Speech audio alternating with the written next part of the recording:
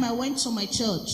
ஒரு நாள் என்னுடைய சபைக்கு நான் போனேன். I asked my pastor. என்னுடைய போதகரை நான் பார்த்து I கேட்டேன். said, my younger sister said, என்னுடைய சகோதரி இப்படியாக சொல்லுகிறார், Jesus don't like the way I am dressing. நான் போடுகிற ஆடை வந்து இயேசு பிடிக்கிறதில்லை என்று சொல்லி என்னுடைய சகோதரி I சொல்லுகிறார். believe anger, malice, fornication is a sin, but I don't know how to stop it. ஆனால் எனக்கு இந்த விபச்சாரம் இதெல்லாம் ஒரு பாவம் என்று தெரியும். ஆனால் இது எப்படி நிறுத்துவதுன்னு எனக்கு தெரியவில்லை. What I was doubting is dressing a sin.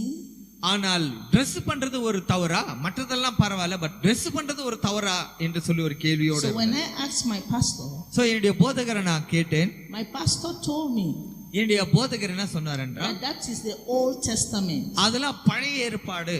That now we are in the New Testament. நம்ம ஒரு புதிய ஏற்பாடுக்குள்ளாடி இருக்கிறோம். That Jesus have abolished the law. இயேசு கிறிஸ்து பழைய ஏற்பாடை ஒழித்து விட்டார். Whatever we put on our body doesn't matter.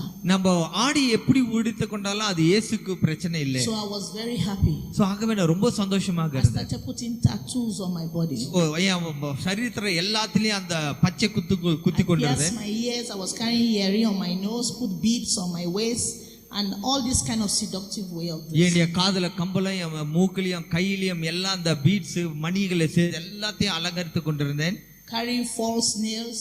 ஆனால் நகத்தை அதிகமாக பெரிய நகம் வைத்துக் கொண்டு அந்த பாலிஷ் போட்டு கொண்டிருந்தேன். Keep on having boyfriends going up and down. எனக்கு பாய் ஃப்ரெண்ட்ஸோடு சுத்தி கொண்டு இங்க அங்க உலகம் பிரகாரமாக நான் வாழ்ந்து கொண்டிருந்தேன். Having my heart to the true gospel.